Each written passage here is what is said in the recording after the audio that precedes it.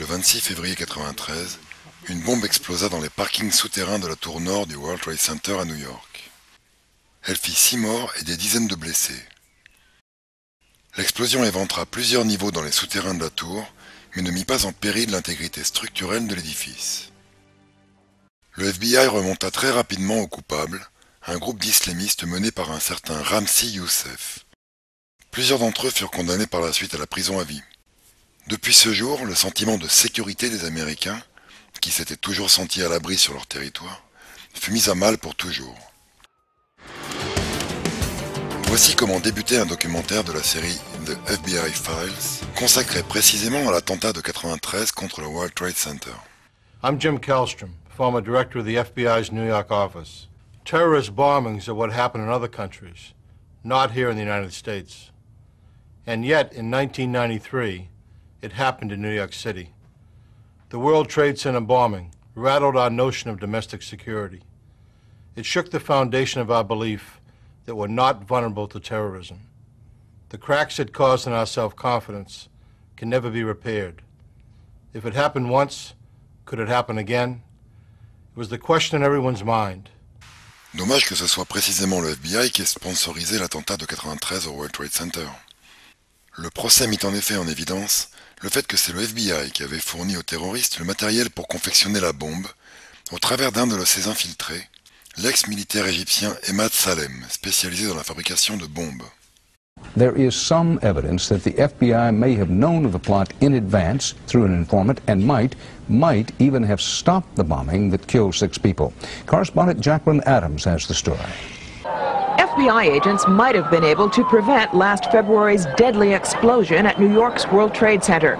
They discussed secretly substituting harmless powder for the explosives, but they didn't, according to the FBI's own informant, Emad Salem. Unbeknownst to the FBI at the time, Salem recorded many of his conversations with his handlers. In one, Salem complains to an FBI agent, "Since the bomb went off, I feel terrible. I feel bad. I feel here is people who don't listen." The agent replies, "Hey, I mean, it wasn't like you didn't try and I didn't try. You can't force people to do the right thing." Voici un autre extrait des enregistrements où l'on voit Salem confirmer que la bombe a été fabriquée sous la supervision du FBI. We was start already building the bomb, which is went off in the World Trade Center. It was built by supervision from the bureau and the GA, and we was all informed about it, and we know that the bomb start to be built. By who? By your confidential informant. Ted Gunderson est un ex-agent du FBI qui, après avoir quitté ses fonctions, a dénoncé l'implication de sa propre agence et de manière plus générale du gouvernement américain dans tous les principaux attentats survenus aux États-Unis au cours de ces 20 dernières années. Oklahoma City, the first World Trade Center bombing, the second World Trade Center bombing, were all orchestrated, and our government knew about it. And in some cases, like the first World Trade Center, they furnished the explosives and the training for these guys. Et revoici ce même Gunderson qui commente l'implication du FBI dans le premier attentat du World Trade Center, celui de 1993. As a result of testimony in the trial and the informant, the FBI informant in the trial, a fellow named Salam, a 43-year-old former Egyptian army officer. Emad Salam. Right, he was the informant for the FBI. And he recorded his conversations secretly with this. So when it came time for trial, he said, "Hey, wait a minute, here's what really happened." Now, he told the FBI in advance that they were going to bomb it. He was assigned, given the assignment to put the bomb together. And he went to his supervisor, his FBI supervisor, and said, "We're going to put a dummy bomb in here, right?" And the FBI supervisor said, "No, we're going to put a real bomb." Le juge Andrew Napolitano a réalisé pendant plusieurs années les analyses politiques pour la chaîne Fox News. Dans cette émission, où il parle de 17 affaires d'attentats apparemment déjouées par le FBI, il explique que ce même FBI infiltre et parvient à convaincre les différents groupes d'aspirants terroristes à préparer ces attentats, exactement comme ils l'ont fait dans le cas du World Trade Center. But the more curious cases are the remaining 17 for which the federal government has taken credit. They all have a common and reprehensible thread.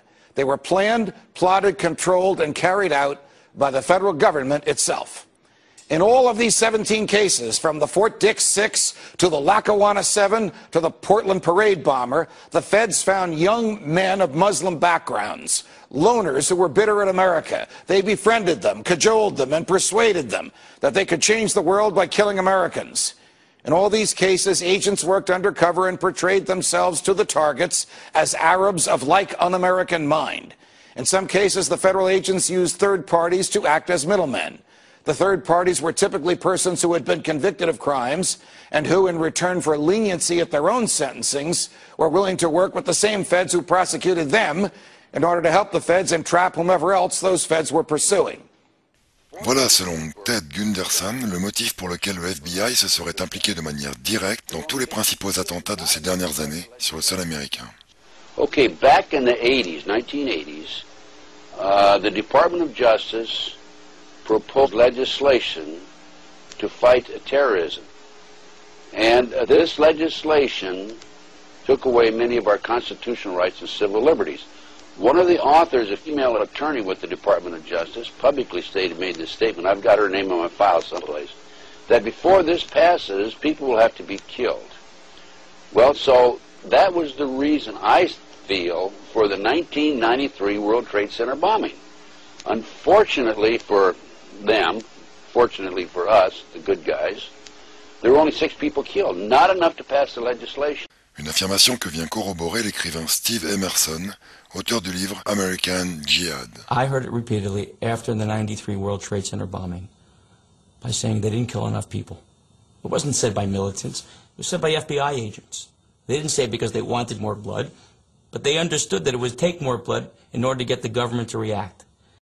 8 ans plus tard, ils ont finalement obtenu satisfaction.